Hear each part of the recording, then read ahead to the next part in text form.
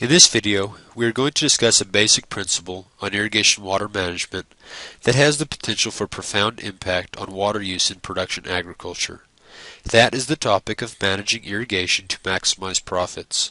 Standard irrigation management practices typically manage for maximized yield, mitigated risk, water delivery capacity, or some combination of these parameters. At the heart of this principle is the concept of efficiency. Efficiency is the measure of how well an input is converted to a desired output. We commonly think of examples such as miles per gallon, or in irrigation pumping scenarios in terms of energy used per unit of water pumped. By definition, more efficient systems perform an equal or greater portion of work with less inputs. Specifically relating to irrigation, we commonly refer to application efficiency to qualify the merits of irrigation systems. We use water use efficiency to reference crop yield abilities with relation to water, and pumping plant efficiency to evaluate the conversion of energy to usable water. As important as all of these individual efficiencies are, they are only secondary efficiencies. The final and most important measure of efficiency is that of profit per acre. It is the cumulative measure of success for any business, irrigated agriculture notwithstanding. Profit is very simply expressed by this equation: total revenue minus total expenses. In agricultural production settings, we maximize the revenue by increasing yield, and we minimize expenses by controlling our inputs. In production agriculture, yield is directly related to the inputs. Therefore, it takes solid management decisions to optimize profits. The practice we are discussing is valid for all cropping system inputs, but is very obvious for irrigation management for multiple reasons. If we look at grain corn in the Texas North Plains, irrigation often represents the single largest budget item, up to 30% of production costs in some years. It is the one input that has the greatest effect on yield. It directly affects the return of all other inputs, and it is manageable throughout the season.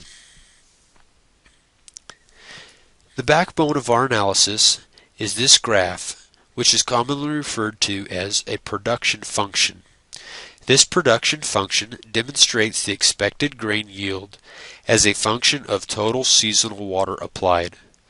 The numbers on the x-axis represent a combination of irrigation, soil storage of off-season precipitation, and in-season rainfall. For grain corn in the Texas North Plains, it is very evident that additional water added provides an increase in yield almost linearly until the genetic yield potential of the crop is reached. At this point, the yield plateaus with additional water and then begins to decrease. The decrease is caused most commonly by saturation effects that hinder the soil oxygen-water balance in the plant root zone. This is commonly referred to as waterlogging. In this case, the peak yield occurs on the far side of the plateau at about 33 inches of total seasonal water, or roughly 23 inches of applied irrigation water. If we take the information from the production function and analyze it for incremental yield gain per inch of water applied, we see that each subsequent inch of water after about 20 inches returns a less significant incremental yield than the previous inch. This is referred to as the law of diminishing returns, just like basic economics. The peak of this curve occurs at about 20 inches. This is the point of maximum water use efficiency. Production agriculture is not, however, paid on the margin of water use efficiency. The production function and incremental yield information takes on a very meaningful shape when combined with an honest crop budget. This curve shown makes use of budget data extracted from the 2010 Texas AgriLife Extension Service cropping budget to demonstrate incremental profit values for each subsequent inch of water. The most profitable use of the water resource incrementally occurs at 24 inches of total water. In years of low input costs and high commodity prices, this point will move toward the max yield point. In years with high input costs and low commodity prices, this point will shift left on the curve toward minimum inputs. Again, however, crop production success is not measured by incremental indicators. In order to completely apply profit-based irrigation management, we must look at our management comprehensively on a profit per acre basis, our final measure of efficiency. In the Texas North Plains, the profit per acre per inch of water curve is very symmetrical about the maximum profit point of 28 inches of total water applied. If you will recall, the maximum yield occurs at 33 inches of total water applied. Take-home point number 1 of this principle is that maximum profit will always occur at some yield point lower than the maximum due to the law of diminishing returns. In this case, the maximum profit point required 5 inches less water than the maximum yield point and offered a profit increase of nearly $50 per acre. Take-home point number 2 is that in the Texas North Plains, the irrigation requirement to maximize profit on grain corn is typically between 14 to 18 inches annually. It cannot be overstated at this point that irrigation management and application timing are very critical when targeting these specific irrigation levels.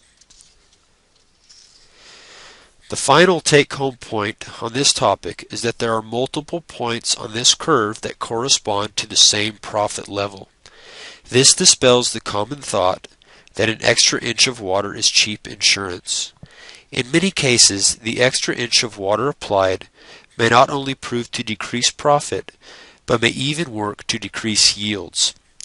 If we look again at the profit per acre per inch of water curve, we see that the same profit level attained targeting maximum yield is feasibly met using 10 inches less irrigation water. Irrigating to meet the peak profit point, or to the left of the peak profit point, will ensure that the water resource is used in the most effective and responsible way, promoting sustainable, economically sound production agriculture. This video is delivered by cooperative support and funding from the Texas AgriLife Extension Service, the Ogallala Aquifer Project, and the Texas Water Development Board.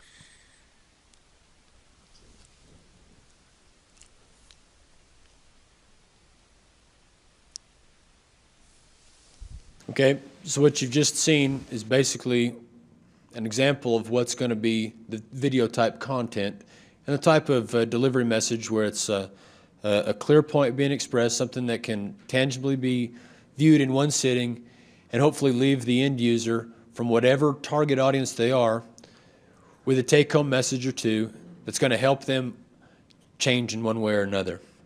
Okay, the next short video that I want to share is one that we want to target on, and that's educational or how-to videos. And to take this video, this was one of the first videos that we had shot on this program, and it's a video of my son, who some of you met this afternoon at lunch. So we'll play this one really quick. This is some of that youth content.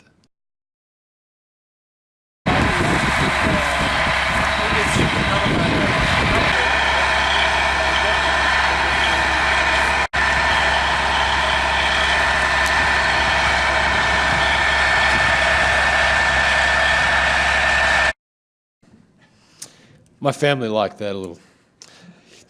I think this is a delivery method that people are going to be very familiar with. I think we've got a lot of upside to be able to put together content like this, especially in an area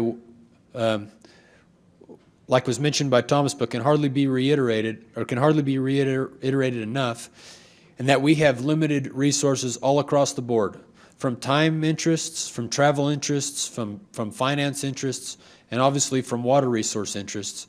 We have to do the best that we can to deliver all of these type of materials, much like you as producers and water end users make the best use of your financial and water resource and other resource entities to make the best bang for your buck, the best bang for all of your effort.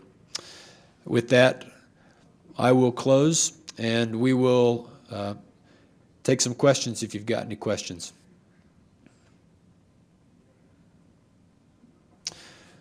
Got to go back to Stephen there in the back. Okay, speak up loud, yeah. Will the PET numbers that we're used to be available on that water management website? That is debatable at this point. If there is funding that comes forward, absolutely. At this point, there's no funding in sight. There's going to be a slot for it on that site.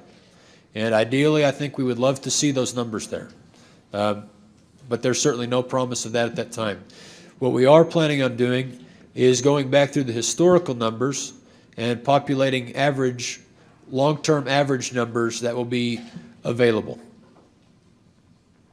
So that I suspect will be of quite a bit of merit for some people, but I know we often like to deal with the very specific daily data that we've been used to. That's not going to happen right now, but there'll be a spot reserved for it. There's a mic right there, Allison. Oh, will the Texas Crop Water Allocator be on that site? That is part of the design, absolutely. That's our goal is to host it there. Good question.